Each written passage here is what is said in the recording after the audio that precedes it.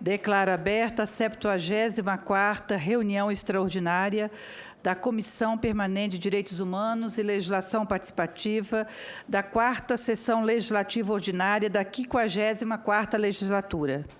A presente reunião destina-se à realização de audiência pública nos termos do requerimento número 72 de 2014 da Comissão de Direitos Humanos, de minha autoria, aprovado em 12 de novembro de 2014, para discutir o papel das TVs comunitárias para o fortalecimento da comunicação como um direito humano fundamental.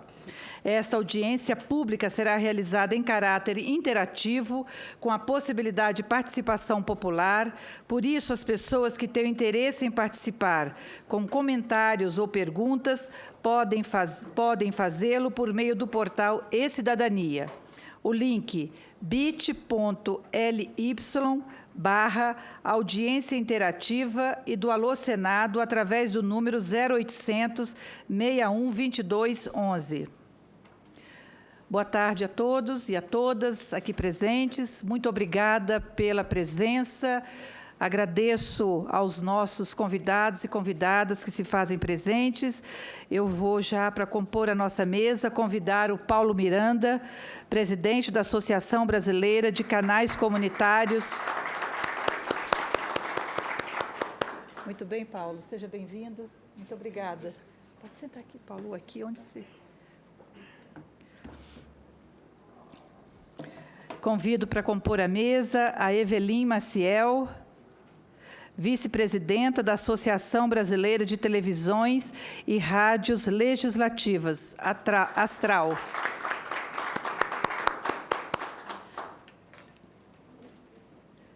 Tudo bem? Seja bem-vinda. Pode sentar aqui. O André Barbosa, superintendente executivo de Relacionamento Institucional da Empresa Brasileira de Comunicação, EBC.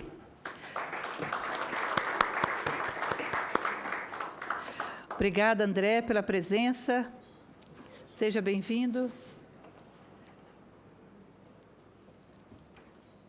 Muito obrigada, viu?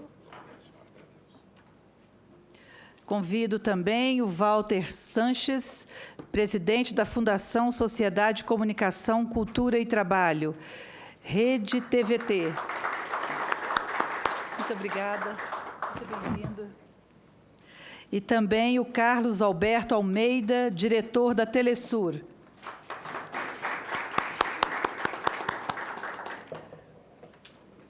Obrigada.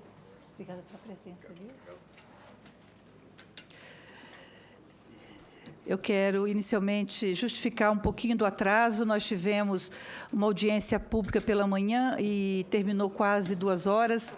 Então, nós tivemos um pequeno atraso, mas vamos, agilizar aqui os trabalhos.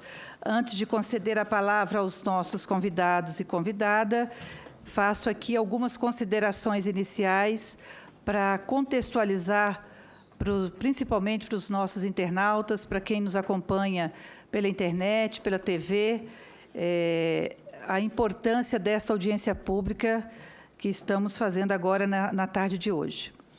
O dia 10 de dezembro de 2014, Dia Internacional dos Direitos Humanos, já está marcado na história de nosso país pela divulgação do relatório da Comissão da Verdade, que oficializou a percepção dos combatentes das lutas políticas e sociais nos anos de chumbo. A tortura foi uma política de Estado. 66 anos se passaram da Declaração Universal dos Direitos Humanos, aprovada em 1948 pela Assembleia Geral das Nações Unidas.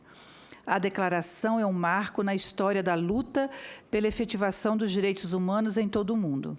Hoje, no Senado, realizamos essa audiência pública solicitada pela Associação Brasileira de Canais Comunitários, ABCCom, para discutir o papel das TVs comunitárias no fortalecimento da comunicação como um direito humano fundamental. Sabedores que uma das questões centrais do debate sobre direitos humanos no Brasil é a definição do papel dos meios de comunicação nesse processo.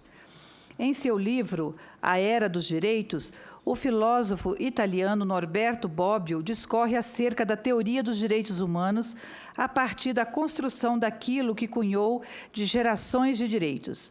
Afirma Bobbio que as gerações se sucedem e se somam ao longo da história, que coloca diante do homem necessidades e desafios. Essas gerações de direitos são, portanto, reflexo dos avanços tecnológico e moral das sociedades. Diante dessa construção de Bobbio, nos parece que a realidade global está a exigir o entendimento de que estamos diante de uma nova geração de direitos humanos, cujo centro é o direito à comunicação. Este deveria ser considerado um direito humano a ser colocado no topo de nossa luta cotidiana, na medida em que a maneira como ela se configura interfere decisivamente na garantia ou negação de outros direitos. Devemos ver o direito à comunicação como um direito universal, que serve de base a todos os demais direitos humanos. Em seu artigo 19, a Declaração Universal dos Direitos Humanos estabelece que todo indivíduo tem direito à liberdade de opinião e de expressão, o que implica o direito de não ser inquietado pelas suas opiniões e o de procurar receber e difundir, sem consideração de fronteiras, informações e ideias por qualquer meio de expressão. A mídia tem a capacidade de formatar valores, difundir ideias e definir comportamentos, e, nesse sentido, pode desempenhar um papel positivo ou negativo. Por um lado, pode atuar como vetor estratégico na elaboração de uma cultura de respeito aos direitos humanos. Por outro, pode reproduzir e dar legitimidade a violações desses direitos, dando respaldo ideológico à constituição de uma sociedade baseada no preconceito e na opressão. A mídia comunitária, seja televisiva, bem como a de rádio, desempenha um papel educativo para a sociedade ao mostrar, na prática, que outra comunicação é possível, uma comunicação centrada no respeito aos direitos humanos e na participação social, na própria elaboração da comunicação. Nas TVs comunitárias, as pessoas são consideradas como produtores de conteúdo e não apenas como consumidores. As redes sociais estão a mostrar cada vez com mais intensidade que todos nós somos mídia. Vamos aproveitar essa audiência para debater e fortalecer o papel das TVs comunitárias em todo o país e encontrar meios de ajudar a financiar esse importante direito humano que é o direito à comunicação. Então, com base nessas reflexões iniciais, é que nós queremos realizar esta audiência pública de hoje, né, no sentido de construirmos aí mecanismos de comunicação, né, de fortalecimento da comunicação popular, da comunicação comunitária, que possa realmente assegurar a todos os cidadãos e cidadãs brasileiros informações as mais confiáveis possíveis, não é? E nós até debatíamos hoje mais cedo um pouco essa questão, no que se refere, por exemplo, à luta pelos direitos humanos de um modo geral, não é? E, particularmente, com relação ao decreto de participação social, que hoje enfrenta algumas dificuldades, justamente porque nós vivemos ainda numa sociedade onde os grandes meios de comunicação, ao que nós avaliamos e refletimos, não cumprem, na sua fidelidade, na sua integralidade, uma comunicação de fato verdadeira, onde as informações sejam colocadas de forma real, concreta, e que possa oferecer às pessoas condições de análise, condições de reflexão, as mais reais possíveis, as mais corretas possíveis. Então, é um pouco nesse ambiente que nós queremos fazer esta audiência pública de hoje à tarde. Para isso, nós contamos, com certeza, com a contribuição de todos que estão aqui. Eu vou passar, então, a palavra ao Paulo Miranda, que é presidente da Associação Brasileira de Canais Comunitários, ABCCom, para que, num tempo, Paulo, de de 10 minutos, porque outras pessoas possivelmente também queiram se manifestar. Então, nós vamos primeiro ouvir a mesa e dar oportunidade a outras pessoas que queiram também se manifestar sobre este assunto. Então, Paulo, esteja à vontade. Muito obrigado, senadora. Essa disposição da senhora estar aqui conosco, mesmo o plenário estando em atividade. Em primeiro lugar, eu gostaria muito de agradecer, né, essa audiência pública, que para nós é um marco na democratização da comunicação, e principalmente agora, começando o segundo governo da presidente Dilma, momento de reflexão para a gente colocar algumas coisas na mesa para colaborar com a nova comunicação no país que nós tanto desejamos, né? Em segundo lugar, também agradecer a quem sempre vem colaborando muito conosco, como a Frente Com, a deputada Luísa Erundina, o senador Paulo Paim também, que sempre nos recebeu aqui antes da senhora assumir a presidência. E a senhora também, o ano passado, nós estávamos até conversando agora há pouco, por causa da audiência do ano passado que a senhora fez ao lançar essa cartilha, né? Eu vou até deixar essa cartilha, que a senhora é a única que eu tenho, está até datada aqui do dia da audiência e tudo, que está no Brasil hoje todo, né? E já serviu de base para que 320 cidades pedissem um canal da cidadania. Quer dizer, as pessoas estão querendo municipalizar a comunicação e o prefeito não faz isso porque ele se acha bonitinho, nem direito ter um canal. Mas é porque tem uma política, né, do governo brasileiro e também porque as pessoas que querem uma TV comunitária dentro do canal da cidadania estão lá na cola do prefeito pedindo, olha, por favor, peça o canal comunitário, o canal da cidadania, vamos fazer esse canal da cidadania. Então, vou deixar em mão com a senhora essa cartilha, que a senhora que é responsável por ela. Obrigada, porque as minhas acabaram também. Acabaram todas. E é um papel que deveria ser do Ministério das Comunicações, do governo federal, de estar fazendo essa divulgação para ajudar o Brasil a ter uma outra comunicação. Tem um outro documento também que eu gostaria muito de passar em mão para a senhora, que é uma carta que nós enviamos à presidente Dilma Rousseff, um ofício, aliás, e também ao ministro Luiz Mercadante. E anexo tem aqui data de 8 de maio de 2014, que é a última versão que a gente conhece da contribuição financeira para a radiodifusão pública no Brasil, que seria uma forma de financiar as TVs comunitárias do Brasil, as universitárias, as públicas, a EBC, que transformaria o Fistel num fundo para essas emissoras públicas do campo público brasileiro. Como nós não andamos sozinhos, nós trabalhamos junto com a Evelinho, a Astral, né, das TVs legislativas, esse papel fundamental que serve ao país hoje, e por meio da qual nós estamos aqui nos manifestando, né, para muita gente que está em casa, que está nos assistindo e que vai nos ver depois com as reprises.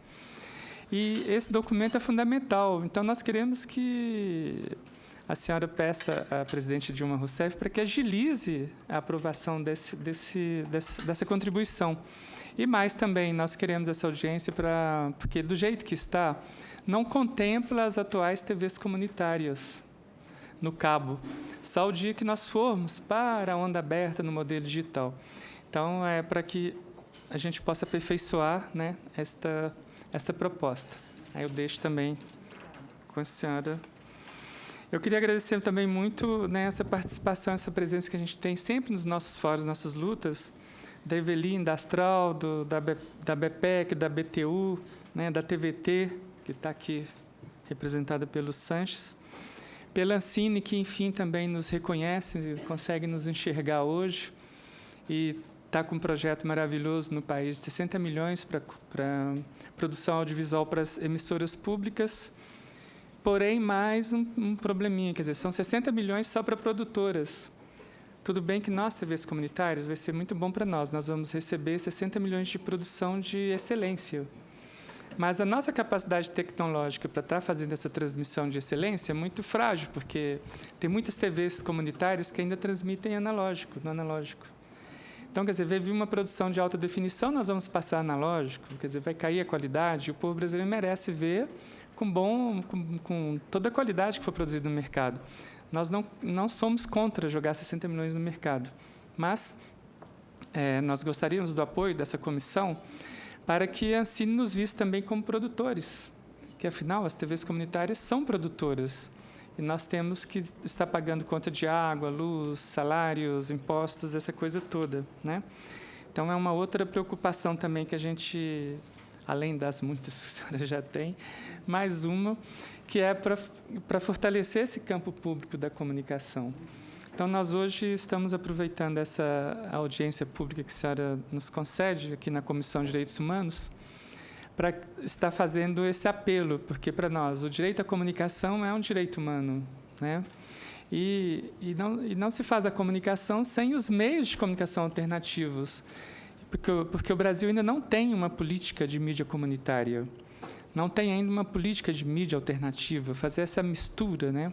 Está aqui o Geldon, da TV Reflete Candazemas, está aqui o Everardo, da Casa das Artes, da Casa das Redes, que envolve Mídia Ninja, Fora do Eixo, né? As TVs comunitárias que estão aqui presentes, o Igor e Maurício de Recife, o Moisés do Rio de Janeiro, o Paulo Contini de Osasco, Escila de Peruíbe, a Letícia Caiafa e o Felipe, ali de Belo Horizonte, que é a primeira TV comunitária que existiu no Brasil, que já está no ar desde 95, é mais antiga, né? Criada pelo nosso Didi, presidente de honra da BCCOM.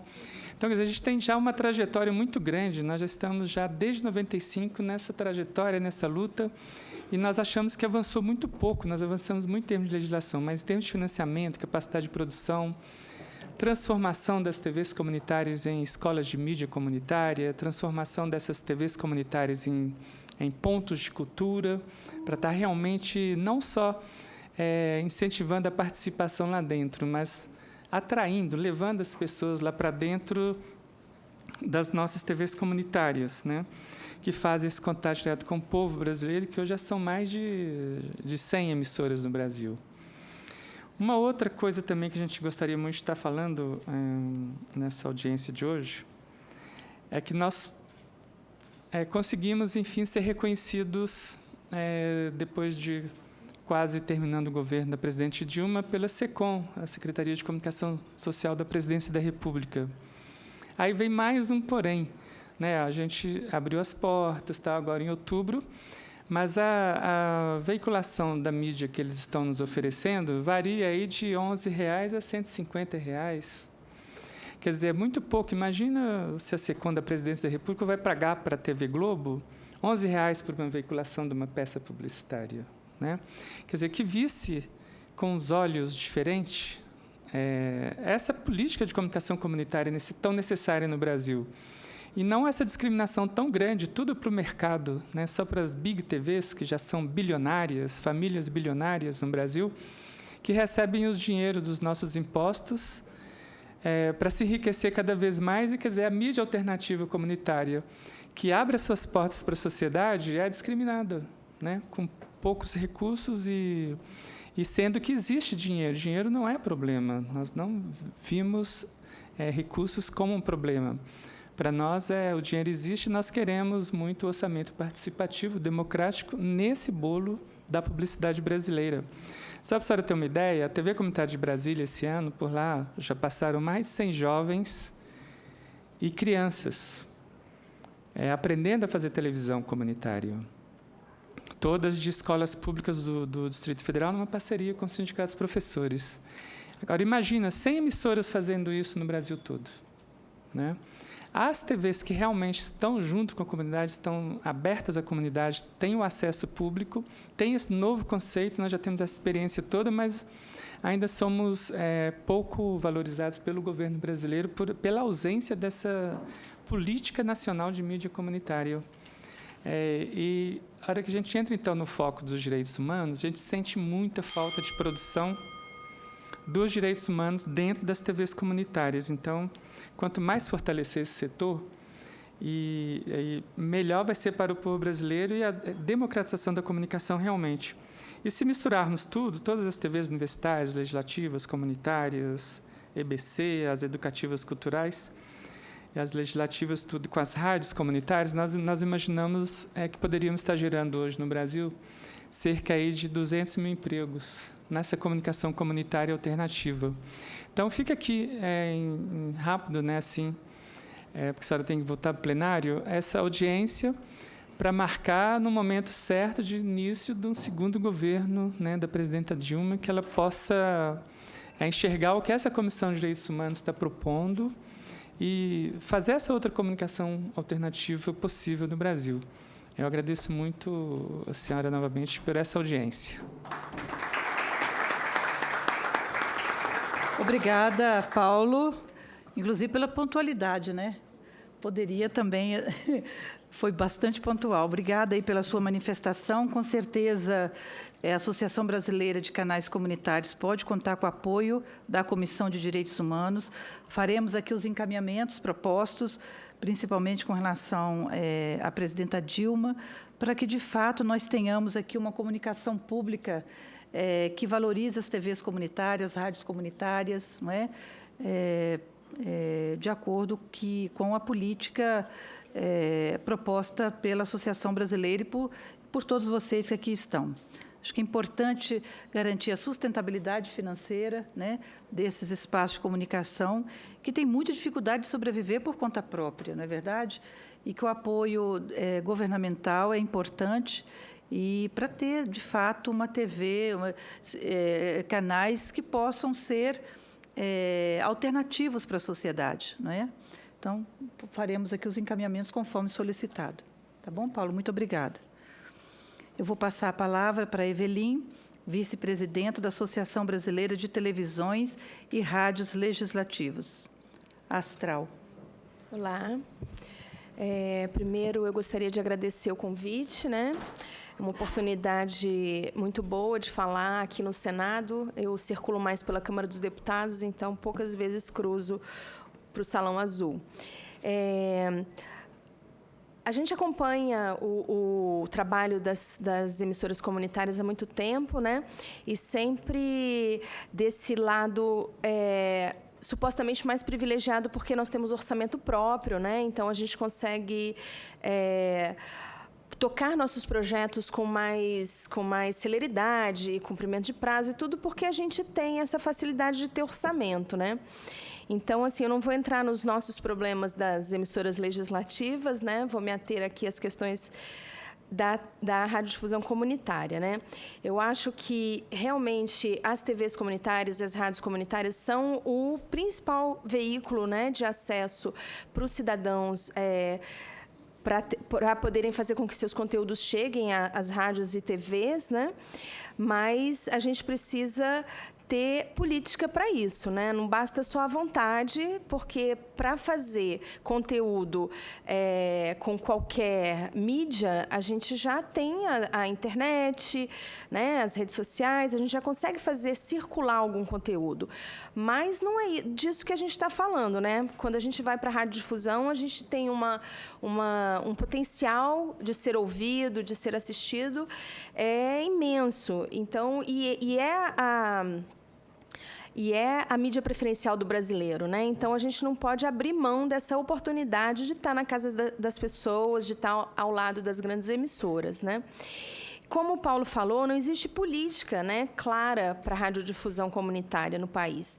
A gente abre essa exceção para a política da Ancine, que é muito importante, né, em relação ao conteúdo, mas em relação ao uso de espectro, né, reserva de espaço no espectro, não existe uma política de financiamento.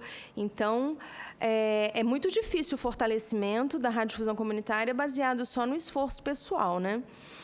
Então, assim, em relação à rádio, eu acho que é uma legislação que precisa ser revista, né, senadora? É completamente limitante, é feita para se andar muito pouco, né? Ter pouca visibilidade. Apesar do esforço e até das exceções, né, de TV, de rádios de sucesso, mas que, como de maneira geral, não existe, né, a limitação da potência de transmissor e tudo, até de qual canal se usar nas cidades. Eu sei que eu estou chovendo no molhado, né? Mas eu tenho que tentar apontar um pouquinho do que eu vejo, né? Em relação à televisão, eu acho que a situação é mais complicada por não existir, né? Porque eu acho que existir no canal por assinatura, como foi criado, é muito bom, é um espaço excelente, mas fica aquele brasileiro que tem condição de pagar por assinatura ter acesso àquele conteúdo. Então, não é justo com a própria população, né? E o que a gente está vendo nessa migração para o sistema digital é uma falta de diálogo em relação aos canais comunitários, né? No nosso caso das legislativas, a gente tem um projeto claro, a gente já tem 30 transmissores ligados, vamos ligar mais 20 em 2015, e a gente só conseguiu espaço nessa transição da venda da faixa de 700 MHz, que são esses canais que vão dos 52 aos 68, justamente porque a gente já estava em operação, porque a reserva que existia, que foi feita em uma portaria, de que esses canais, essa faixa seria usada pelos canais públicos, ela deixou de existir. Ela foi extinta, a portaria, e não se colocou nada no lugar. Então, assim, é um momento muito importante, que a faixa da radiodifusão está sendo comprimida, da televisão está sendo comprimida, e não existe nenhuma perspectiva, ninguém aponta um caminho para onde irão esses canais da cidadania e aqueles outros canais criados no decreto de TV digital, que são da cultura, canal da educação e o próprio canal do executivo, que não necessariamente pode ser o da EBC, né? Mas também reserva de espectro sozinha também não garante nada, né? Se não tiver recurso para implantar. Então, eu lembro que na construção de uma política para isso, é muito importante a gente conseguir encontrar um modelo onde serão encaixados esses canais da cidadania, né? Em que transmissor, porque a gente está falando de uma necessidade física, você tem que ter um transmissor para colocar esses canais no ar, em cada localidade. Então, quem é que vai apresentar recurso, né, para a compra desse transmissor? Uma média de R$500 mil para cada transmissor, senadora, para colocar isso no ar. Então, de onde vai vir esse recurso? Uma vez decidido isso e com quem esse transmissor vai ser dividido, né, porque ele pode servir a várias emissoras, como vai ser feita o custeio dessa operação, engenheiro responsável, aquela parte do dia a dia da operação, pagar energia, né, porque não basta também falar, toma aqui, ó, entra aqui nesse transmissor, mas como é que vai ser mantido esse transmissor? E as outras demandas legais, as obrigações legais que vêm junto com isso. Esse importante passo de sair da TV por assinatura para a TV aberta traz junto um monte de obrigação que são muito caras e também tem que estar previsto numa política clara de como é que vai ser mantido isso, que são as legendas ocultas, que são uma obrigação legal, o controle de áudio, que parece que não é nada, mas custa mais R$30 mil para você fazer isso, e outras obrigações que vêm, né, quando você está trabalhando com radiodifusão aberta. Então, assim, nós somos parceiros, nós saímos, nos adiantamos, né, nesses últimos anos, implantando os nossos transmissores, porque a gente tem muito claro com quem a gente deve dividir este transmissor, né, que eu estou me referindo. Hoje nós dividimos TV Câmara, TV Senado, TV Assembleia e TV Câmara Municipal, mas nós estamos abertos para qualquer diálogo, né, que possa facilitar a instalação nas cidades onde nós já estamos, né? A gente não quis se distanciar por falta de pensamento do que poderíamos fazer juntos, mas por uma necessidade prática de que nós tínhamos o recurso e precisávamos instalar, até para garantir a existência desses canais, né? Exatamente. Então, foi um trabalho difícil de fazer, é uma construção coletiva, nada disso estava pronto. Está muito claro entre nós, parceiros da Rede Legislativa, que nós estamos construindo esse modelo juntos, né? Não tem nada pronto, mesmo porque a legislação também não está pronta. Por exemplo, essas preocupações em relação à legenda oculta, a controle de áudio, que são coisas práticas que a gente já pode sofrer uma fiscalização, a gente não sabe se a obrigação legal disso é só nossa, da Câmara dos Deputados, porque nós somos os consignatários, o canal está no nosso nome, ou se cada canal que ocupa aquela faixa tem que cumprir tudo. É claro que a gente acha que tem que cumprir, mas não está escrito, né? Então, é difícil para um um funcionário público, né, prever um gasto sem uma previsão legal concreta, né? Olha, vocês têm a obrigação de fazer isso. Então, a gente busca muita interlocução com o Ministério e com a Anatel para a gente não se exceder em nada, mas a gente realmente, em muitos momentos, a gente pisa em ovos, porque a gente não tem uma legislação clara para o uso da multiprogramação. Eu espero ter contribuído e estou à disposição para o debate. Obrigada, Eveline Maciel. Obrigada, Eveline Maciel, vice-presidente da Associação Brasileira de Televisões e Rádios Legislativas. Você é da Câmara dos Deputados. Isso. Então, que bom, né? A TV Câmara tem contribuído muito, tem prestado um belíssimo trabalho, assim como a TV, né? Senado, Rádio Câmara também.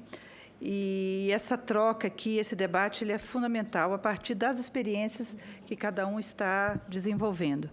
Eu vou passar a palavra agora para o André Barbosa, superintendente executivo de relacionamento institucional da Empresa Brasileira de Comunicação, EBC. Obrigado, senadora Ana Rita. É uma satisfação, estou representando aqui o presidente da IBC, Nelson Breve.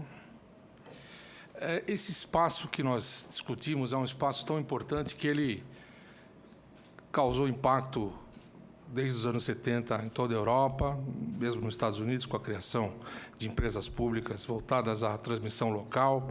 Nos Estados Unidos o modelo é um pouco diferente, todo mundo conhece o modelo europeu.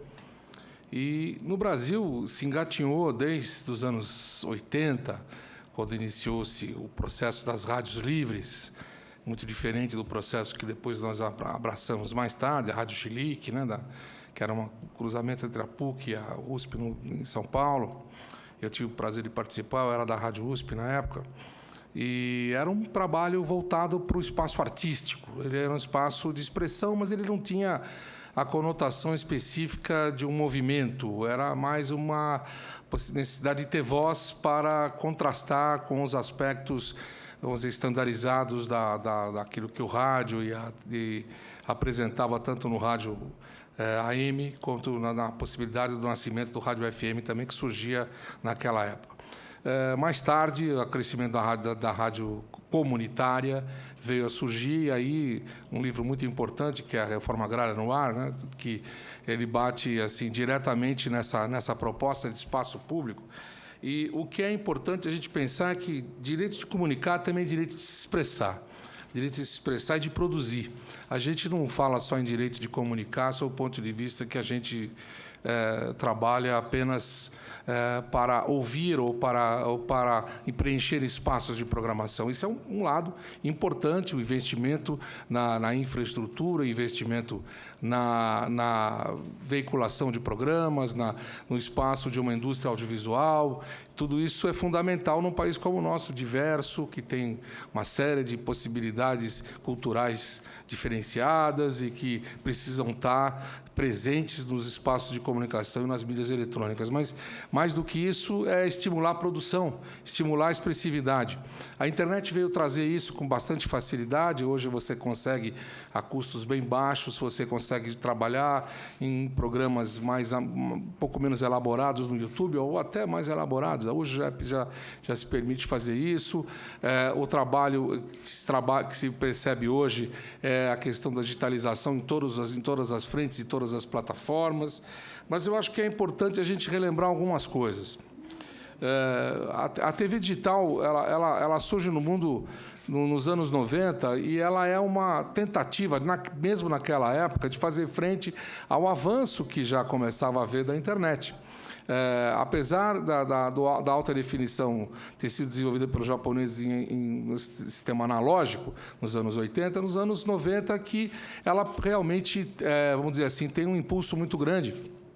E esse avanço se dá nesse contexto da Organização Internacional de Telecomunicações ter trabalhado, porque ela é uma organização que ela não representa especificamente o campo social, ela é uma associação multi-stakeholder, então ela trabalha exatamente com todas as empresas do mundo. E eles tomaram a decisão de que essa banda larga tinha uma proposta de crescimento e, portanto, esse crescimento deveria ser ocupado, inclusive, pelo espectro. E é isso que gerou exatamente exclusivamente a faixa de 700 MHz, até porque ela é o filé mignon, né? Porque ela permite que você faça a equação entre longevidade, ou seja, você tem um investimento que você faz uma vez e você não precisa fazer tão cedo, investimento em torres, investimento em equipamentos, e você também tem a possibilidade de ter um retorno de qualidade de serviço melhor. Então, essa equação era uma equação desejada pelas operadoras de telefone e, portanto, quem ocupava esse espaço eram as emissoras de televisão. Então, começou todo um processo, esse processo foi apoiado pelas empresas de insumo, também pelas empresas de audiovisual, as grandes empresas de audiovisual, de fazer conteúdos pagos e diminuir o espaço dos conteúdos gratuitos. E isso acabou gerando todo um trabalho no mundo de apoio à TV a cabo, da TV por satélite, e cada vez mais diminuir os espaços da TV aberta. Isso é tão verdade que essa influência chegou no Brasil também. A lei de acesso condicionado, que é tão aplaudida por todos e que realmente trouxe grandes vantagens em relação ao investimento da Ancine, investimento de outros setores na questão da produção audiovisual, ela traz no bojo, como foi dito aqui, quer dizer, uma perversidade, porque ela não alcança a população de baixa renda. Quer dizer, ela alcança apenas as pessoas que têm recursos e, portanto, elas partes do mundo, que não é o caso, por exemplo, dos países que influenciam diretamente a Organização Internacional de Telecomunicações, países como a América do Sul, América Central, África, Sudoeste da Ásia, que perfazem 4 bilhões e 600 milhões de pessoas e, portanto, esse é um número bastante elevado de pessoas que não têm internet no mundo, não tem nenhuma internet. Diga-se de passagem, desses 4 bilhões e 600 milhões de pessoas, 1 bilhão não tem energia elétrica. Então, é realmente um caos. E se você considerar que num país como o Brasil, que tem 44% de internet domiciliar,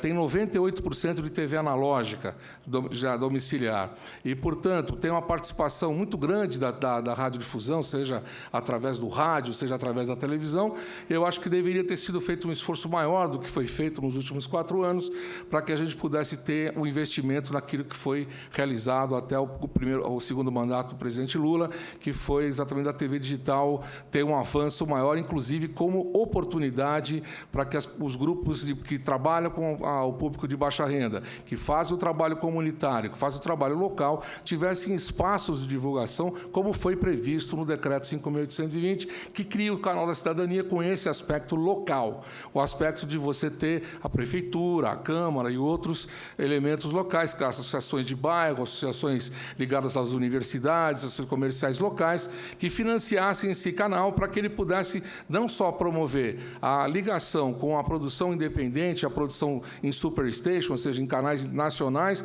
mas também promovesse a produção local, com isso dando condições das pessoas, como disse o Paulo, serem capacitados para poder criar os seus programas. Mas a preocupação maior que a gente tem nesse momento, além de toda essa questão de ocupação de espaço, que é fundamental, é saber para onde vai essa televisão que está celeremente correndo para um projeto convergente. Não vai demorar muito em todo o mundo que as questões estejam muito claras, quer dizer, que já há uma tendência muito forte de uma relação entre a TV aberta e a TV por streaming, quer dizer, aquilo que a gente chama de over the top, que é o Netflix, melhor especificar assim, já há nos Estados Unidos 19% da população americana, principalmente jovens de baixa renda, que estão trabalhando com Netflix e TV aberta e desligando o cabo. Quer dizer, então, chama-se cord cutting, esse tipo de sistema. O Brasil ainda não está nesse espaço ainda, porque o Brasil ainda tem uma gordurinha para crescer na TV a cabo e ainda nós não estamos exatamente nesse mesmo pé. Mas, como os Estados Unidos, a TV a cabo impera, como ela tem cerca de 87% dos lugares com TV a cabo, você acaba tendo uma questão aí de procura de uma nova tendência mesmo. Por que acontece isso? Porque as pessoas têm que comprar, têm que assinar as duas. Eu acho até que muita gente faz isso ainda, assina a TV a cabo e assina o over the top, assina o Netflix, mas isso já está acontecendo num tipo de uma seleção no público de baixa renda, que tem um problema no bolso e vai ter que escolher um desses canais pagos, um desses sistemas de plataforma paga. E, por sua vez, complementa com a TV aberta, porque ele vai ver esportes, ele vai ver noticiário, ele vai ver tudo que for ao vivo, ele vai ver na televisão aberta. Então, essa é uma tendência mundial. Eu acho que as pessoas deviam se preocupar também no canal comunitário com essa questão de aproximação da TV convergente, porque ela também pode auxiliar, não só no aspecto do must carry, no aspecto da luta por estar no espaço do cabo, que é uma luta justa, honesta e que tem que ser vencida. Ela nasceu assim na Lei do Cabo, em 1995, nunca foi exatamente implementada da maneira que deveria ter sido feita, e, ao mesmo tempo, nós temos a possibilidade da TV aberta com os canais da cidadania. Queria só lembrar que o canal da cidadania é o canal local, portanto, ele é lotado na prefeitura local, ou num dos órgãos representativos da administração municipal, e tem eram 4 canais, agora são 5, aumentaram um canal, quer dizer, você tem algum subcanal, você tem a possibilidade nesse transmissor, tem uma série de encoders e você transmite. A gente luta muito, eu queria falar nesses 30 segundos finais, pela interatividade, quer dizer, exatamente você usar o projeto que a gente está fazendo na IBC, que chama Brasil 4D, que quem quiser visitar aqui em Brasília, está em Ceilândia, que é um projeto ligado exatamente a fornecer projetos sociais, aplicativos sociais, produtos sociais para essa população de baixa renda, marcar consulta no SUS. Estamos estreando agora isso, mexer na parte financeira, poder tirar saldo, tirar extrato pela televisão, coisas que vão facilitar a vida das pessoas. Quem estiver interessado, está aí, depois eu posso passar para Brasil 4D e EBC. Agradeço, meu tempo está estourado, qualquer coisa estou à disposição. Muito obrigado. Obrigada, André Barbosa, representando aqui a EBC, Superintendente Executivo de Relacionamento Institucional da EBC. Então, obrigada pela presença. Agradeço também ao senhor Nelson, né, presidente da EBC, que disponibilizou a vinda do senhor aqui. Muito obrigada. Vou passar a palavra para o Walter Sanches, presidente da Fundação Sociedade, Comunicação, Cultura e Trabalho, Rede TVT. Agradecer e saudar a senadora Ana Rita pela iniciativa da audiência pública e pelo convite. Saudar todos da mesa, todos os participantes aqui dessa audiência. Só manifestar também que eu fiquei muito feliz hoje de manhã, eu cheguei mais cedo, acompanhei uma parte da audiência da parte da manhã e fiquei muito feliz de ver que o vídeo utilizado para a audiência, para ilustrar a audiência, era uma reportagem nossa, da TVT. Então, isso nos dá muita felicidade de saber que nós estamos cumprindo nosso papel de estar inserido nos temas que eu acho que em outras TVs não seria visto uma reportagem sobre esse tema em especial, com esse enfoque que nós demos, ouvindo os lados, né? Enfim, manifestar essa felicidade, né? Sobre a questão aqui, embora a TVT não seja uma TV comunitária, né? Mas ela é uma TV educativa, fruto de uma luta de mais de 30 anos do Sindicato dos Metalúrgicos do ABC, né? Desde a época do presidente Lula, né? Lutava pelo direito de ter uma concessão de rádio, de TV, e nós finalmente conseguimos em 2009, né? Mas é uma TV educativa. Nós somos afiliados à Rede Pública de Televisão, mas nós participamos desse movimento e que nós cooperamos intensamente com as TVs comunitárias. Hoje, nossos conteúdos, a gente distribui e exibe conteúdos de 14 TVs comunitárias do Brasil, principalmente no estado de São Paulo, mas também aqui de Brasília, né? Temos uma parceria intensa com a BCCom, né? E eu acho que, com a questão da comunicação, nós não podemos... não dá para ser inocente com a comunicação, né? A comunicação não é uma coisa menor hoje em dia, né? Acho que um tempo atrás, quando os conhecimentos, a cultura, né, a informação, as tradições eram passados na família, na comunidade mais próxima, na igreja ou na escola, né? Era tudo muito mais fácil, né, para transmitir. Hoje, a versão da realidade, a interpretação da realidade nos é dada pelos meios de comunicação, né? E se eles têm uma visão parcial dessa realidade, né, isso acaba deformando a formação das pessoas, né?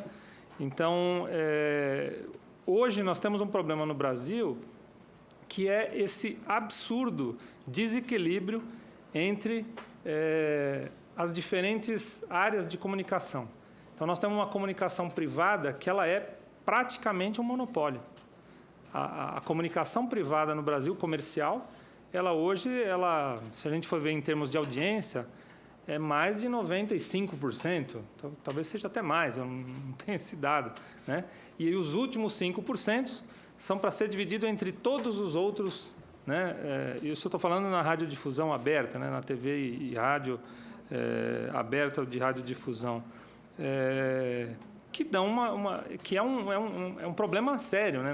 Nos países onde nós temos uma sociedade um pouco mais progressista, existe aquela coisa de um terço, né? Um terço comunicação comercial, privada, empresarial, um terço comunicação estatal e pública e um terço de comunicação da sociedade civil, né? Um equilíbrio maior. Em muitos desses países, as TVs públicas são líderes de audiência, né? No Brasil, existe uma absurda concentração, não só econômica, né? De poucas famílias que detêm a grande parte dos meios de comunicação, inclusive com propriedade cruzada de outras modalidades de comunicação. E também essa distorção dessa concentração, ela tem um impacto na formação das pessoas, né? Porque a comunicação comercial ela é voltada ao retorno publicitário. Então, se é voltado ao retorno publicitário, ao que o anunciante que paga, né? Quem paga a música, né? Ele exige, né? Quem paga a banda, né? Instrui como é que vai ser a dança, né? Exatamente o que acontece. Como é que nós vamos ter uma televisão vai falar, por exemplo, de problema de obesidade infantil, se o grande patrocinador dela é uma grande indústria alimentícia, que a gente sabe que alimentos industrializados, né? Contribuem para a obesidade infantil. Como é que nós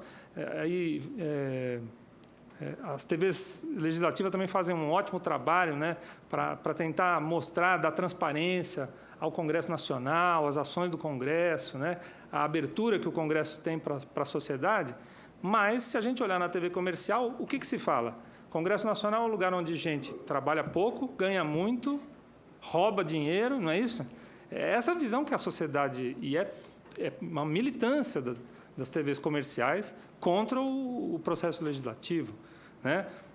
Se a gente for ver em relação à saúde, como é que nós vamos... Né? Nunca se mostra as boas práticas de políticas públicas, seja ela de saúde, de educação, nunca se mostra. Se mostra o caos do serviço público, porque normalmente os grandes anunciantes são grandes empresas de educação, grandes empresas de planos de saúde, não tem nenhum interesse de mostrar as boas práticas de políticas públicas. Então, isso sem falar também em todo o conteúdo, né? Porque se você está voltado para o retorno do anunciante, você precisa, né, aquele padrão estético, né? Pessoas jovens, magrinhas, bonitas, loiras, brancas, né? Nunca vai ter um idoso, um deficiente, né? Um público LGBT, negros, enfim. Sem falar em conteúdos em que expõe a criança a publicidade de cerveja, conteúdos que ela não consegue entender, enfim. E quando a gente tenta abrir uma discussão com relação a isso, seja público ou seja com as próprias TVs privadas, né, ou as rádios privadas, eles dizem, não, mas é o que o público quer. Isso é o que o público quer. E eu sempre lembro do Ariano Suassuna, que a gente teve a felicidade de entrevistar alguns meses antes dele falecer, que ele teve lá em São Bernardo, e ele falava assim, as TVs dizem, algum repórter perguntou para ele assim, as TVs dizem que não passam poesia porque o público não gosta. Aí ele fala, bom, é que nem assim, a gente não costuma dizer que o cachorro gosta de osso, é porque a gente só dá osso para ele. Se der um filé e um osso, ele vai preferir o osso. Não existe opção de conteúdos, a verdade é essa, né? Não é que o público gosta, o público assiste a espetacularização da violência, o sexismo, o machismo, né? O individualismo que se tem na TV, esse incentivo, porque não tem outra, não tem opção, é um monopólio. Então, por isso que as TVs e rádios públicas e comunitárias têm tanta importância, porque só elas vão ter a possibilidade de difundir outros conteúdos, de afirmação de culturas regionais, né, de demonstração de iniciativas importantes para a promoção de direitos humanos. E eu tenho muita felicidade também da TVT estar hoje com um programa no ar aí que nós fizemos para a TV Brasil, que a gente está exibindo conjuntamente, que é o programa Mais Direitos, Mais Humanos. Recomendo a todos que assistam, porque é um programa muito bom, que fala dos direitos humanos de uma forma bem ampla, né?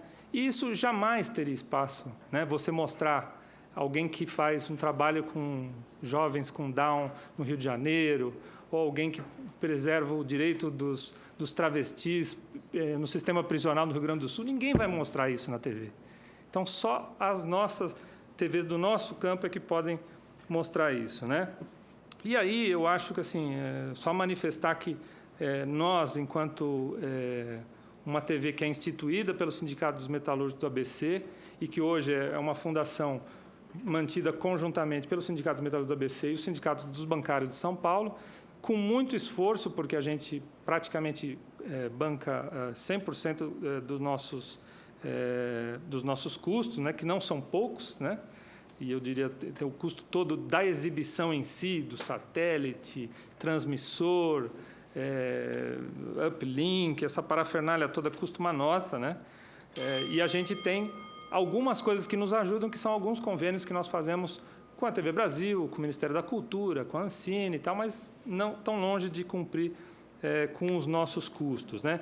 E, apesar de nós estarmos registrados na SECOM, né, a destinação de verbas para nós é praticamente inexistente, né? Então, diante disso, eu acho que o Senado, eu queria saudar mais uma vez a iniciativa do Senado, aqui da comissão, né, e a senadora de colocar esse assunto em discussão e manifestar todo o nosso apoio tanto ao projeto de lei de iniciativa popular da Lei da Mídia Democrática, que tem uma série de regulamentar os artigos da Constituição que dizem em relação à comunicação eletrônica no Brasil, e também as propostas da BCCOM aqui apresentadas de forma de sustentação, que é a forma que a gente pode ter de melhorar a qualidade de sustentação dessas TVs do campo público e comunitário, e que são as únicas que podem promover mais uma possibilidade de ter mais alternativas e mais vozes e mais imagens na TV brasileira. Obrigado.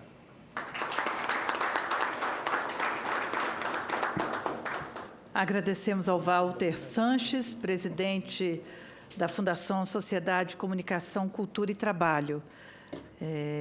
Agradecer muito a presença, reafirmando aqui a importância das TVs comunitárias, das rádios comunitárias, a partir de uma experiência que vocês vivenciam no ABC Paulista, não é isso? Eu vou convidar agora o Carlos Alberto Almeida, diretor da Telesur. Muito boa tarde a todos, todas. Muito grato, senadora Ana Rita, pelo convite. Queria parabenizar essa iniciativa da senhora, até porque ela tem uma característica democrática e inclusiva. Ela inclui uma parte da comunicação, que é aquela que é considerada assim, os primos pobres, o patinho feio.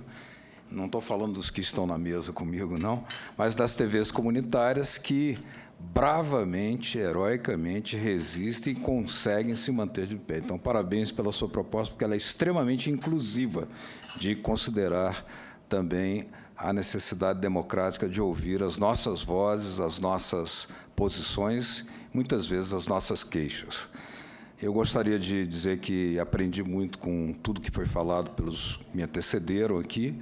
É importantíssimo que esse campo público que está aqui representado na mesa seja fortalecido, expandido e qualificado, e isso depende de políticas públicas cada vez mais consolidadas, e isso tem acontecido em vários países da América Latina. Então, eu agradeço, em nome da Telesur, o convite que a senhora nos faz, porque, pela Telesur, nós temos conseguido registrar, comprovar, mostrar ao mundo inteiro que tem havido mudanças significativas em vários países da América Latina no âmbito da comunicação. Por exemplo, nós temos, para retomar aqui aquilo que está escrito na pauta, né, a comunicação comunitária como fortalecedora de um direito humano, quando a televisão é usada para expandir direitos humanos, direitos democráticos, direitos sociais, direitos trabalhistas, ela está cumprindo com essa função. Afinal de contas, não se inventou uma parafernália tão cativante, tão deslumbrante, né, e tão brilhante para que estivesse a serviço de interesses primitivos, baixos e embrutecedores dos seres humanos. Pelo contrário, a televisão tem que ter uma função de revelar a beleza da vida e a necessidade da justiça social que está acontecendo nos processos de transformações sociais que os povos estão construindo. Já que aqui falo em nome da Telesur, gostaria de dizer, por exemplo, que em alguns países da América Latina, a mudança no panorama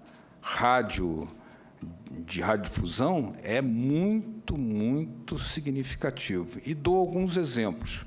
A tentativa do golpe de Estado, ou o golpe de Estado de 47 horas, realizado contra o presidente Hugo Chávez em 2001, esse golpe foi revertido a partir do papel desempenhado por uma televisão comunitária, a Cátia TV. Foi a Cátia TV, que está instalada nos bairros mais populosos de Caracas, que fez o questionamento: onde está o presidente? Porque a televisão comercial dizia que ele havia renunciado, quando ele estava sequestrado e preso em lugar ignorado. E foi a partir da denúncia feita pela Cátia TV, uma TV comunitária, que a população desceu e ocupou as ruas de Caracas, exigindo a volta do presidente que havia sido eleito. Então, direitos humanos defendidos pelas TVs comunitárias, aí nós temos um momento ápice na história recente da televisão comunitária na América Latina, onde a Cátia TV, um dos bairros mais populosos de Caracas, tem quase 1 milhão de habitantes, esse bairro,